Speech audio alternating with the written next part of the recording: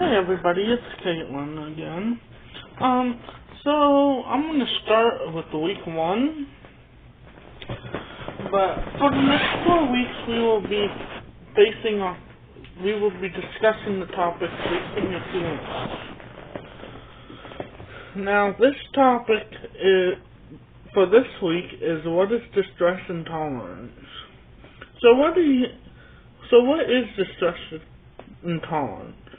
What we mean by distress intolerance is the perceived inability to fully experience unpleasant, abrasive, and uncomfortable emotion, and is accompanied by a desperate need to escape the uncomfortable emotions.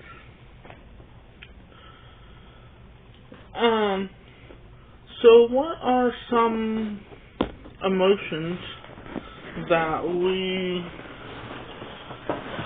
strive to keep away from?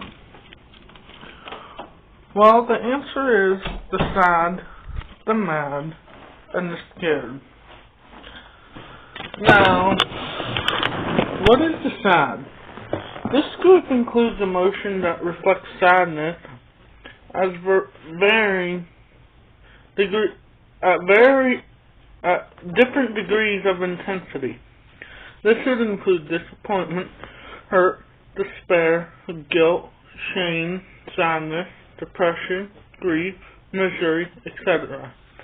These emotions can be accompanied by either low psychology arousal or heightened psychology arousal. Thoughts of hopelessness, loss, regret, and the urge to hide away from life.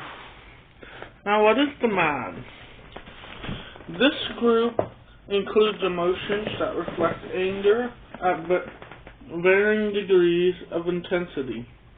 This would include irritation, agitation, frustration, disgust, jealousy, anger, rage, hatred, etc. These emotions are usually accompanied by high psychological arousal.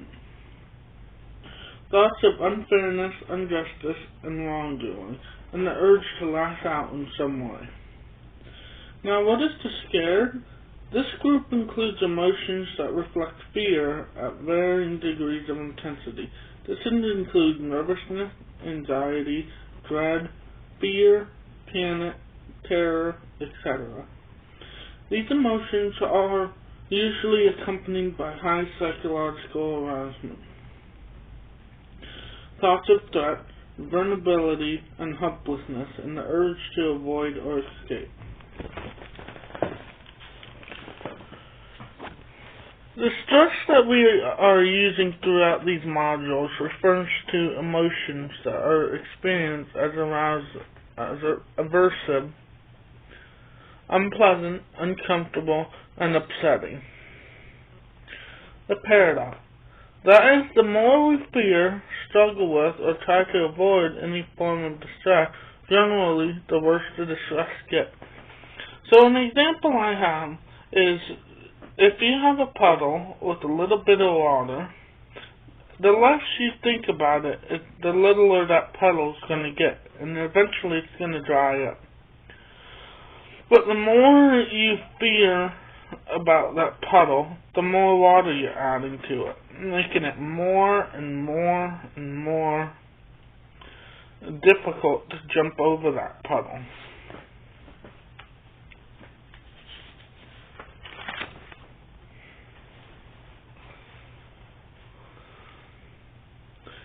How does distress intolerance develop?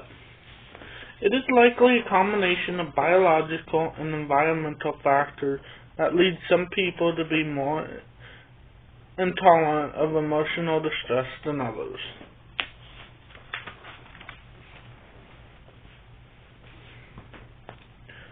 These beliefs tend to center on the notion that negative emotion is bad in some way, unbearable, unacceptable, and will lead to disastrous consequences. Now, what are some things you say when you experience distress? Well, some of the things that are listed here is, I can't stand this. It's unbearable. I hate the feeling. I must stop this feeling. I must get rid of it. I must take it away. I can't cope with the feeling. I will lose control. I'll go crazy. This feeling will keep going on forever.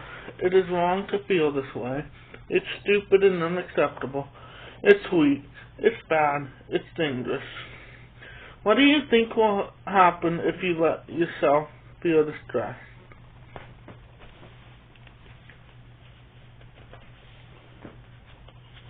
Well, some things that can happen that I've heard from people in our group is they could lash out, they could hurt someone, and etc. Now I'm going to go over a module summary. Distress intolerance is a perceived inability to fully experience unpleasant, aversive, or uncomfortable emotion, and is accompanied by a desperate need to escape the uncomfortable emotions. Sadness, anger, and fear are the three clusters of negative emotion people may find distressing, and people may have trouble with all negative emotions or just one specific type. Negative emotion in itself is not necessarily distressing. We begin to feel distress when we evaluate our emotional experience as a person. Distress intolerant beliefs are central to this problem, as people commonly hold beliefs that negative emotion is based in some way, and experiencing negative emotion will be unbearable or will lead to disastrous consequences. So next week, in Module 2, you will learn specific techniques to help you accept emotional distress. Thank you for listening, and please join us next week. Thank you.